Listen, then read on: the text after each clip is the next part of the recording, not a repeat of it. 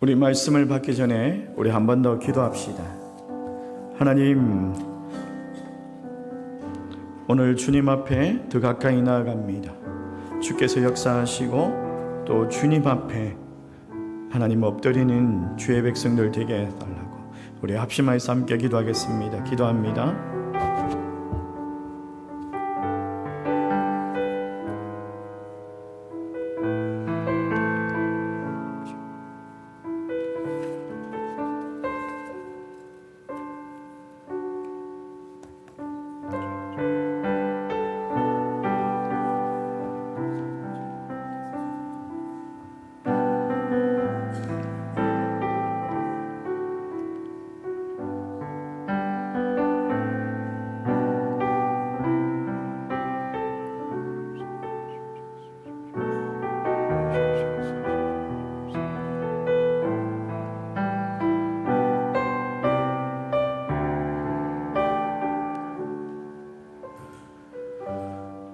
참으로 좋으신 하나님 아버지 감사합니다. 오늘 주님 앞에 나와 예배 드릴 수 있는 귀한 시간을 허락하여 주시고 또 하나님 앞에 나아가게 하여 주심을 감사합니다. 오늘도 주님께서 말씀으로 임하여 주시고 말씀 가운데 주님의 음성을 들을 수 있는 주의 백성들 되게 하여 주시옵소서. 예수님의 이름으로 기도드리옵나이다. 아멘. 할렐루야. 여러분 주보에 이렇게 주보에 특세 순서지 하면서 이걸 보셨습니까? 특별 새벽 부흥회 순서지 해가지고 나왔는데 우리가 특별 새벽 부흥회가 언제부터죠? 월요일부터죠. 이번 주 월요일부터 금요 성령 집회까지 이렇게 합니다. 그렇죠? 제가 월화수 이렇게 말씀을 전하고 또 목요일부터 금요일까지 우리 김지찬 교수님이라고 총신신대원의 우리 신대원생들에게 가장 존경받는 교수님이 아닐까 싶습니다. 교수님께서 말씀을 전해주시고 또 특세를 이번에 이제 봄 특세를 개근을 하면 뭘 줍니까? 개근 동판을 드립니다. 동판을 드리고 뭐 한 가정에 동판이 2개가 필요 없다 이러면 각 티슈로 또 이렇게 대체해서 받아가시면 됩니다. 그래서 그 밑에 보면 출석 완료 해가지고 우리 주 하나님 여기다가 이제 스티커를 붙이는 거죠. 스티커를 붙여서 이제 제출을 하시면 됩니다. 그리고 안에 보시면 이제 설교 요약해가지고 여러분들이 이제 새벽에 오셔가지고 설교도 한번 들으면서 요약도 해보시고 나에게 주시는 말씀이 어떤 말씀인지 한번 적어보시고 그 뒤에 보시면 이제 한눈에 보는 특세 해가지고 나오죠. 찬양 인도는 누가 하고 또 찬양팀 그리고 안수기도 해가지고 강단기도죠. 강단기도는 또 누가 하는지 그러니까 집회를 마치고 나서 이제 안수기도를 받습니다. 위에 올라와서 우리 강단기도를 받습니다. 그리고 특식이 뭔지 이렇게 나와 있습니다. 이번에는 보니까 떡국도 있고 소고기 콩나물 국밥도 있고 이렇게 있습니다. 그리고 특별한 또 순서가 있죠. 다음 세대 선교 프로젝터 해가지고 2024년 봄 특별 새벽 부흥회 동안에 우리 다음 세대 학생들 그러니까 영유치부부터 시작해서 청년부까지 이 아이들이 이제 특세를 전출을 하게 되면 선교위원회에서 그 전출한 학생의 이름으로 캄보디아의 고아원의 고아들에게 3만 원씩 이렇게 후원을 합니다. 그런 프로젝트가 있습니다. 그리고 특세 차량 안내가 있습니다. 여러분들이 차를 이용하고 싶다면 호평동, 평내동, 마석까지 이렇게 차가 있으니까 전화를 하셔가지고 우리 집이 어디다 라고 해가지고 약속을 정하시고 그리고 차를 타고 오시면 되겠습니다. 그리고 봄특별 성김이 십시일반 여러분 아시죠? 우리 특식은요 우리가 후원금으로 특식이 준비되어집니다. 그리고 청년부가 만드는 특별 간식 해가지고 붕어빵과 아이스크림을 아침마다 이렇게 제공을 한답니다. 그래서 여러분들이 이번 특별 새벽 부흥회 고난 주간이면서 특별 새벽 부흥회입니다. 여러분들이 마음을 가지고 아침 일찍 나와서 하나님 앞에 말씀 듣고 기도할 수 있는 시간이 되었으면 좋겠습니다. 가장 중요한 게 뭐죠? 특세는 몇 시합니까? 몇 시야죠? 5시합니다. 5시. 평소에 우리가 5시 반에 새벽 기도회를 했다면 특별 새벽 부흥회는 5시합니다. 5시 기억하시고, 또 옆에 보시면 이제 부활절 감사 헌금 봉투와 특별 새벽 부흥회 봉투가 있습니다. 기도 제목을 적어서 여러분들이 이렇게 헌금을 하시면, 기도 제목이 가장 중요합니다. 그냥 헌금만 하지 마시고 기도 제목을 함께 적어서 헌금을 하시면 좋을 것 같아요. 우리 말씀을 보도록 하겠습니다. 오늘은요, 특별히 우리가 39주년이에요. 39주년이면서, 창립 39주년이면서, 특별히 오늘은 2부 때 학습 세례 입교식이 있습니다. 그래서 우리가 이미 세례를 받으신 분도 있겠지만, 세례에 대한 의미를 한번 살펴보고, 또 내가 세례를 받았을 때 그 은혜를 다시 한 번 더 되새겨보는 그런 시간이 되었으면 좋겠습니다. 여러분, 기독교에서 인정하는 성례가 세례와 성찬이 있습니다. 우리 따라해 볼까요? 기독교에서 인정하는 성례가 뭐라고요? 세례와 성찬입니다. 여러분, 이 두 가지의 의식은요, 우리 주님께서 우리에게 직접 명령하신 거예요. 세례와 성찬을 지키라고 명령하신 거예요. 주님 오시는 그날까지 예수 그리스도를 구주로 영접하고 예수 그리스도를 고백하는 믿음의 성도들이 지켜야 되는 그런 세례와 성찬이더라는 거예요. 그래서 오늘은 세례에 대해서 한번 살펴보려고 합니다. 복음의 핵심이라고 할 수 있는 구원. 여러분, 예수 그리스도를 믿음으로 말미암아 구원을 받습니다. 아멘이십니까?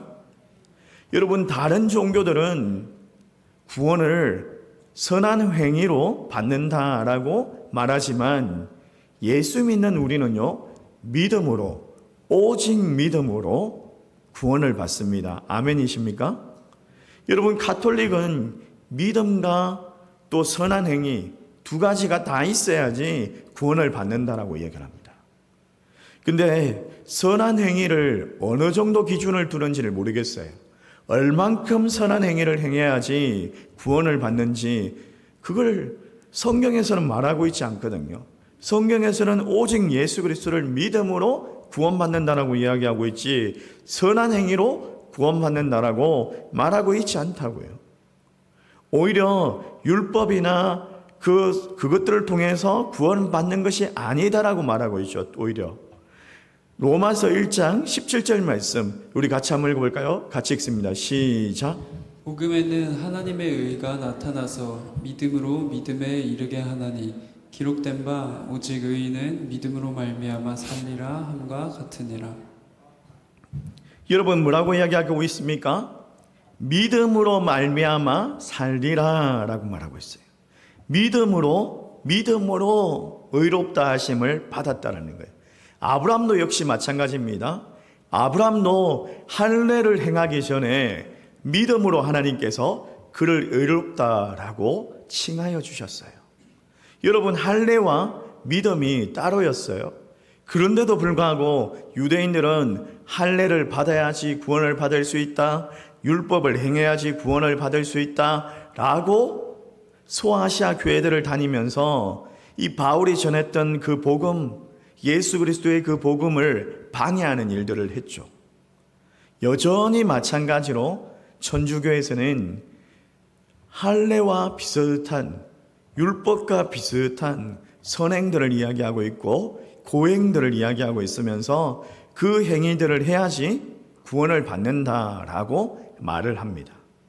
여러분, 그러나 우리가 알아야 될 것은 오직 믿음으로, 이게 말씀으로, 여러분 로마서 1장 17절 말씀에 말씀으로 기록되어 있다는 거예요.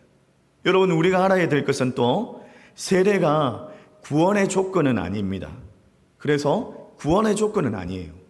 세례를 받아야지 구원을 받는다, 이건 아니다라는 거예요. 예수 그리스도를 믿음으로 구원을 누구나 받는 것이지 세례를 받음으로 구원을 받는 것은 분명히 아니다라는 거예요. 그러나 예수 그리스도를 믿고 또 예수 그리스도를 믿은 사람이라면 외적인 표징으로 세례를 받는다라는 거예요. 여러분, 오늘 본문에 보면 예수님께서 성천하시기에 앞서서 사도들에게 그리고 그들을 따르는 자들에게 명령하십니다. 너희는 온 천하를 다니며 만민에게 복음을 전파하라. 믿고 세례를 받는 사람들은 구원을 얻을 것이요 믿지 않는 사람들은 정죄를 받으리라. 이렇게 이야기를 하고 있어요. 그러니까 세례를 받음으로 구원을 받는 건 아니에요. 믿음으로 구원을 받고 믿지 않는 자는 뭐라고요? 정죄를 받는다.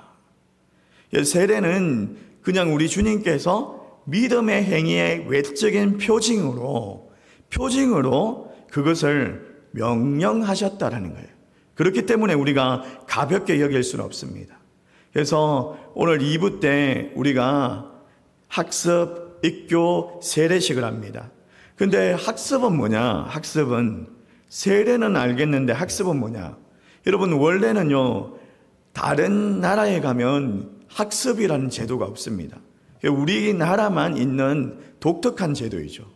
우리나라에 이제 선교사님들이 와서 보니까 우리나라 사람들이 세례를 베풀고 나서도 예수를 안 믿는 사람들이 있는 거예요.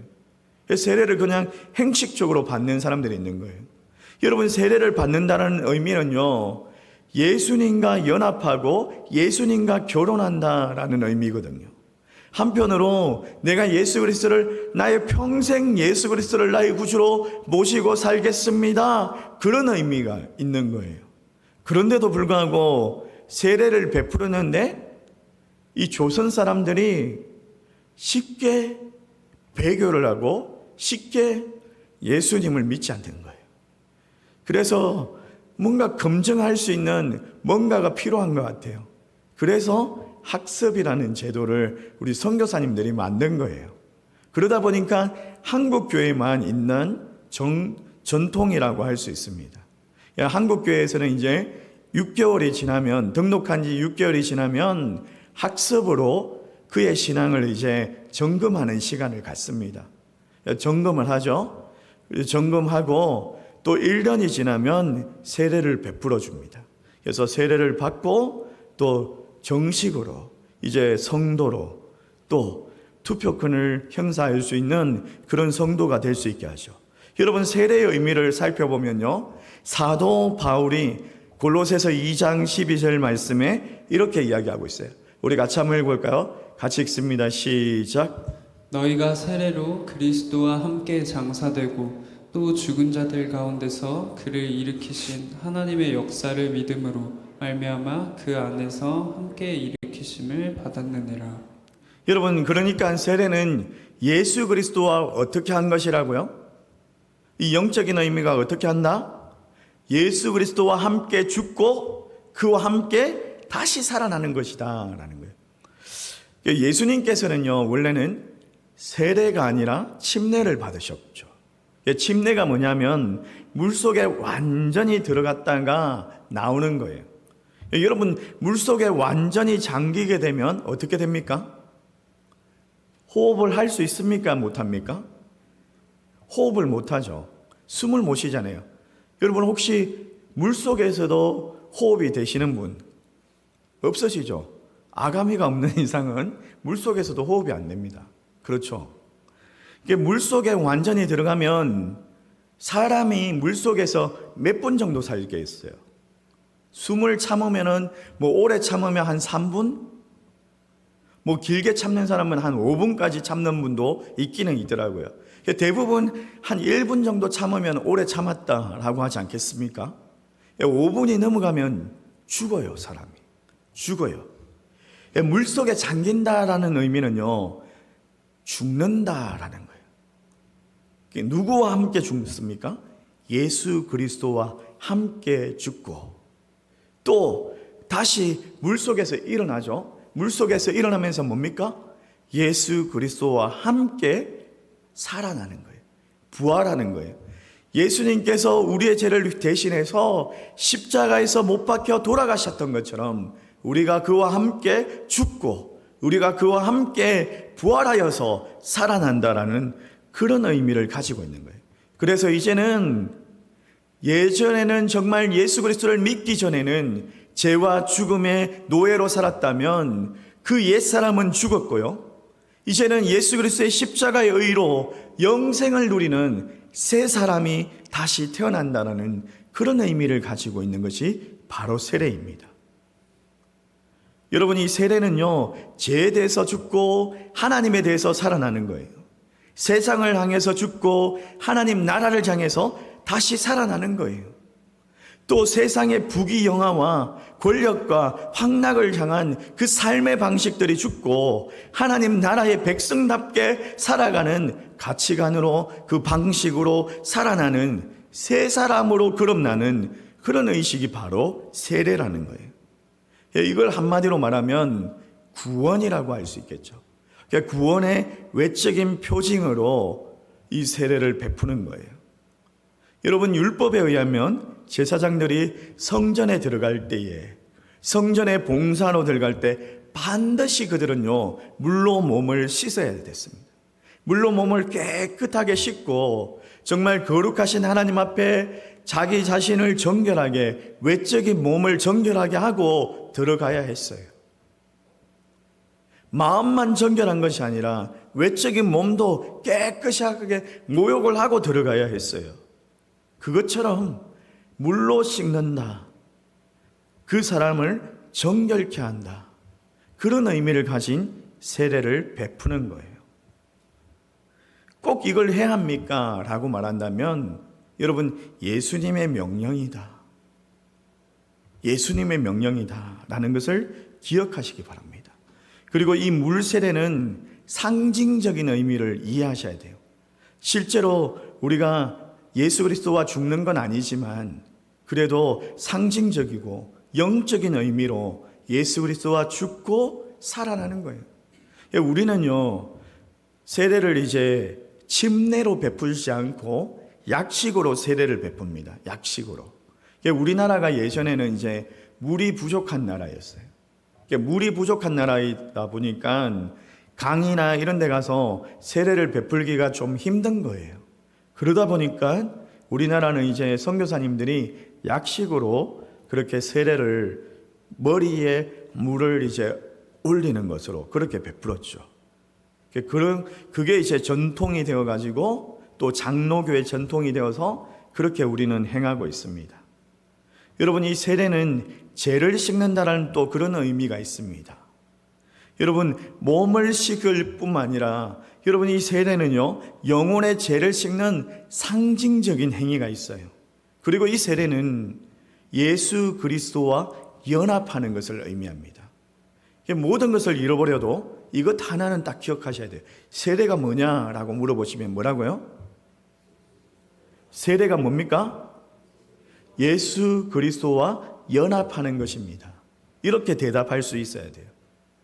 어제 이제 우리가 학습 세례 문답식을 하는데 우리 아이들이 많았어요. 중고등부 아이들이 많아가지고 우리 아이들에게 이제 책을 나눠주고 또 일주일 전에 적어도 2주 전에 책을 나눠주고 그걸 공부하고 오라고 했어요. 아이들이 이 책을 가져가가지고 공부를 잘 안 한 거예요. 여러분, 학교 공부도 안 하는데 이 공부를 하겠습니까, 아이들이? 공부를 열심히 안 한 거죠. 공부를 안 하고 와가지고 또 보충 수업을 시켰어요.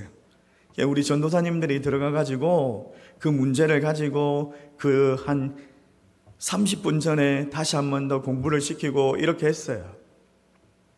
근데 30분 전에 한 게 기억이 나겠습니까? 그리고 어떤 문제가 어떻게 나올지 모르잖아요. 우리 장로님들이 이제 질문을 하시는 거예요. 문답식을 하면서 세례가 뭐냐라고 물었는데 아이들이 대답을 잘 못하는 거예요. 근데 세례가 뭐냐라고 물으면 대부분의 성도들이 좀 막연할 것 같아요. 알기는 알겠는데 그냥 목사님이 머리에 물 얹는 거 이건가? 라고 생각을 할 수 있을 거예요. 또 뭐 말을 하자면은 예수 그리스도와 함께 죽고 예수 그리스도와 함께 살아난 것 아니겠습니까? 뭐 죄를 씻는 것 아니겠습니까? 이렇게 말할 수 있을 거예요. 그런데 가장 중요한 것 뭡니까? 예수 그리스도와 연합하는 것. 세례의 의미, 영적인 의미, 이게 빠지면 안 됩니다. 예수 그리스도와 연합하는 것. 그럼 여러분, 세례를 받은 사람이라면 뭐예요? 예수 그리스도와 연합한 사람이죠. 예수 그리스도와 연합된 사람들이라는 거예요. 예수 그리스도와 함께 죽고 부활하여서 예수 그리스도와 연합한 사람들이 세례를 받은 사람들인 거죠. 이게 상징적인 의미가 있지만 그런 의미를 가지고 있는 거예요. 여러분, 예수 그리스도와 연합되게 살아가고 있습니까? 세례를 받으신 분이라면 내가 정말 예수 그리스도와 연합된 삶을 살아가고 있는지를 오늘 한번 점검해 볼 수 있는 그런 귀한 시간이 되었으면 좋겠습니다. 여러분, 예수 그리스도와 연합된 삶을 살아간다. 어떻게 살아가면 예수 그리스도와 연합된 삶을 살아갈 수 있을까요? 어떻게 살면 될까요? 어떤 목사님이 이런 이야기를 하시더라고요. 만약에 짜장면집에 이제 갔어요. 짜장면집에 가가지고 이제 주인장에게 내가 여기 앞에 호평제일교회 다니는 담임 목사 이윤종 목사입니다. 이렇게 이야기를 해놓고 짜장면을 이제 주문을 한 거예요. 짜장면 하나만 주세요. 이러면서 이제 주문을 한 거예요. 근데 홀이 너무 바쁜 거예요. 너무 바빠요. 나보다 늦게 온 사람이 있는데 그 사람한테 먼저 주는 거예요. 한 30분 기다렸는데 음식이 안 나와요. 여러분, 짜장면 시키면 한 몇 분 정도 참을 수 있습니까? 예? 홀에 앉아 있는데 한 30분 참을 수 있어요? 예? 못 참을걸요. 한 5분, 10분 안에 나와야 되는 것 아니겠습니까? 그렇죠? 5분, 10분 안에는 나와야지 그래도 빨리 나오네, 음식이 괜찮네 이러면서 이렇게 얘기할 건데 30분, 1시간을 기다려도 음식이 안 나와요. 근데 앞에 내가 들어와 가지고 주인에게 뭐라고 이야기했죠? 호평제일교회 담임 목사 이윤종 목사입니다라고 말을 했어요. 그런데 화를 낼 수 있어요, 없어요? 예? 아니, 주인장 뭐 하고 있는 거예요, 지금 내가 온 지가 1시간이 되었는데 이 옆에 있는 사람은 나보다 더 늦게 왔는데 이 사람 먼저 주고 이게 뭐 하는 짓입니까? 이러면서 화를 낼 수 있어요, 없어요? 있어요, 없어요? 없죠. 당연히 체면이 있는 사람이라면. 여러분, 예수 그리스도와 연합한 사람이라면요, 그 체면을 아는 사람이에요. 예수 그리스도의 이름을 먹칠하지 않기 위해서, 예수 그리스도의 이름을 욕되게 하지 않기 위해서 주님의 교회를 욕먹이는 그런 삶을 살아가는 사람이 아니라는 거예요. 예수 그리스도와 연합하였다. 내가 예수 그리스도와 죽고 부활하여서 살아간다 라고 한다면 나로 인해서 예수님이 욕먹는 일은 없어야 되지 않겠어요? 그래서 내 삶을 절제하고 조심하면서 늘 그렇게 살아가는 거예요. 그렇게 복음으로 살아가는 거예요. 여러분, 그렇게 살아갈 수 있기를 주의 이름으로 축원합니다. 나의 옛사람은 죽고 내 안에 새 사람이 있어가지고 오래 참음으로 성령의 그 9가지 열매로 늘 사랑이 넘쳐나는 그런 삶을 살아낼 수 있기를 주의 이름으로 축원합니다. 예수 그리스도와 함께 새 생명으로 살아난 사람입니다. 그리고 이 세례를 여러분 받는 이유는 뭐냐면 이런 거예요. 로마서 10장 9절에서 10절 말씀에 이렇게 얘기하고 있어요. 같이 한번 읽어볼까요? 같이 읽습니다. 시작. 내가 만일 내 입으로 예수를 주로 시인하며 또 하나님께서 그를 죽은 자 가운데서 살리신 것을 내 마음에 믿으면 구원을 받으리라. 여러분, 세례를 우리가 교회 앞에서 공개적으로 받습니다.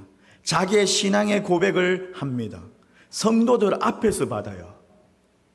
여러분, 숨어서 세례를 받는 것이 아니라 성도들 앞에서 세례를 받아요.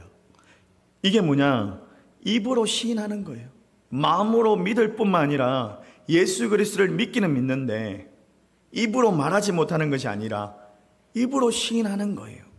내가 예수 그리스도를 믿습니다 라고 성도들 앞에서 약속하는 거예요. 비로소 이제 성도들이 봤을 때 믿음의 사람이다 라고 인정하게 되는 것이죠. 여러분, 모르긴 몰라도 숨어서 신앙생활하는 사람들이 참 많을 거예요. 이 공동체 안에 등록하지 못하고 신앙생활하는 분들도 없잖아 있잖아요. 교회를 등록하지 못하고 신앙생활 하시는 분들, 때로는 직장에서 내가 예수 믿는 사람이다라는 것을 알리지 않는 사람들, 이순신 장군과 같은 그런 사람들 있잖아요. 적에게 나의 죽음을 알리지 말라. 그와 같이 내 동료에게 내가 예수 믿는 것을 알리지 말라. 이런 분들이 있잖아요. 그런 분들이 없잖아 있을 거예요. 아니, 당신이 예수 믿었다고? 언제부터 교회를 다녔어? 이러면서 깜짝 놀라는 사람이 있었다? 그러면 다시 한 번 더 신앙생활을 점검해 하셔야 돼요. 여러분들이 그 사람에게 복음을 전하지 못했거나 여러분들이 그 사람들에게 내 입으로 신앙을 고백하지 못했다라는 증거거든요. 여러분, 또 더 나아가서 교회 안에서, 공동체 안에서, 성도들 앞에서 내가 신앙으로 내가 예수 그리스도를 나의 구주로 영접합니다. 내 평생 그분과 함께 살아가겠습니다. 그분과 연합된 삶을 살겠습니다. 이 신앙의 고백들이 필요한 거예요. 비로소 그때 교회의 정식으로 교회 멤버, 일원으로 인정받게 되는 거예요. 그래서 이제 세례를 받은 분들은요, 집사, 권사, 장로 이렇게 선출할 때에 세례교인 이상이 되어야지 공동의회에 참석할 수 있습니다. 투표권이 있습니다. 그런 직분을 받을 수가 있습니다. 여러분, 세례교인이 아니면요, 그렇게 직분을 받을 수가 없어요. 세례를 받아야 되는 이유가 또 그런 것이죠.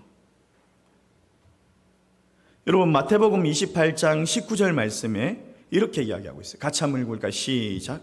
너희는 가서 모든 민족을 제자로 삼아 아버지와 아들과 성령의 이름으로 세례를 베풀고. 마태복음 28장에 보니까 예수님께서 성천하시면서도 명령을 하고 계시죠.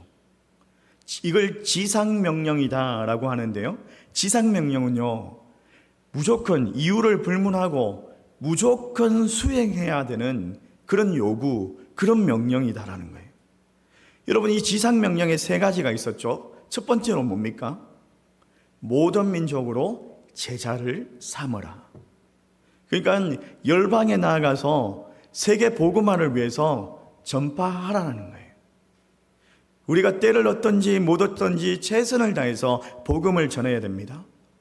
여러분, 복음 전하는 삶을 살아가십니까? 여러분이 우리가 이제 지난 주일날 총동원령을 했는데, 여러분 이제 조금 있으면 이제 진군식도 하고 태신자 작정을 할 거예요. 여러분들이 이제 태신자를 품고 있습니까? 태신자를 찾고 있습니까? 그런 태신자들에게 이제 복음을 전할 준비를 하셔야 돼요. 복음을 전할 준비를. 아니요, 늘 복음을 전하는 삶을 살아가셔야 합니다. 그게 여러분들에게 주어진 사명이에요. 예수를 믿는 사람에게 주어진 첫 번째 사명, 모든 족속으로 제자를 삼으라. 복음 전하는 일에, 전도하는 일에, 선교하는 일에 힘쓰라는 거예요. 교회가 세워진 첫 번째 목적이라고 할 수 있겠죠. 또 두 번째 목적이 뭡니까? 두 번째 목적 같이 한번 읽어봅시다. 시작. 아버지와 아들과 성령의 이름으로 그들에게 세례를 주라. 아버지와 아들과 성령의 이름으로 세례를 주라는 거예요. 여러분, 교회가 세워지고 교회가 행할 수 있는 성례가 두 가지가 있다고 했죠. 뭐라고 했죠? 세례와 성찬 두 가지가 있어요.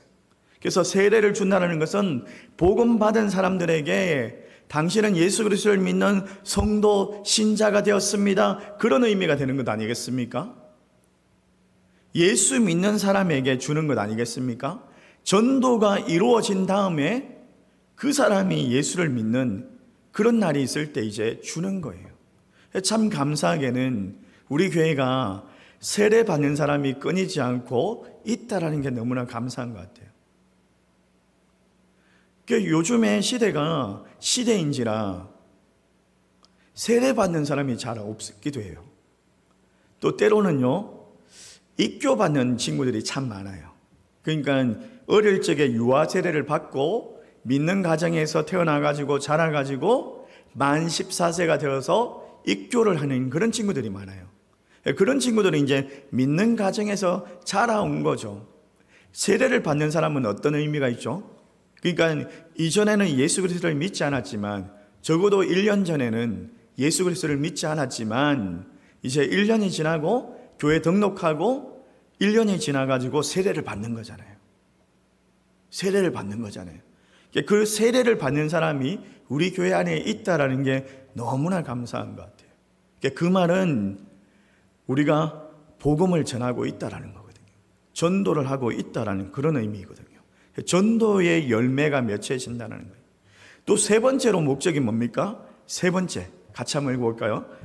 시작. 내가 너희에게 분부한 모든 것을 가르쳐 지키게 하라. 여러분, 세례를 받고 예수 그리스도를 믿은 사람이라면 뭐예요? 그것으로 끝나는 게 아니에요. 계속해서 하나님의 말씀을 가르쳐 배우고 지키고 행하여야 해요. 믿고 구원받은 사람이라면, 세례 받은 사람이라면 그냥 이게 이례적인 사건이지만은요, 세례는 이례적인 사건이지만 온전한 그리스도인으로 자라가기 위해서, 예수 그리스도의 그 장성한 분량에 자라가기 위해서 하나님의 말씀을 배워야 하는 거예요. 이게 주님께서 우리에게 말씀하신 지상명령이다. 그래서 우리가 꼭 세례를 받아야 하느냐, 이게 구원의 문제냐라고 물어보면요, 여러분, 구원의 문제는 아닙니다. 믿음으로 구원을 받는 거 맞습니다.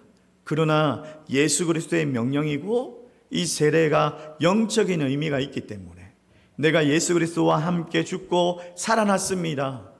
내 죄 씻음을 받았습니다. 내가 입으로 예수 그리스도를 평생 믿겠다라고 고백합니다. 예수 그리스도와 연합하였습니다. 이런 의미가 있기 때문에 세례를 받으셔야 된다. 세례를 받으셔야 된다.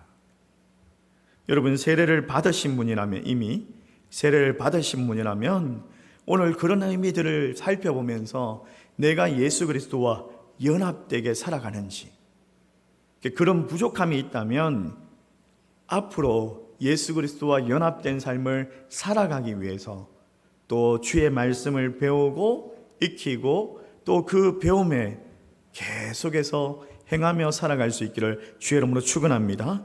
축원합니다. 우리 말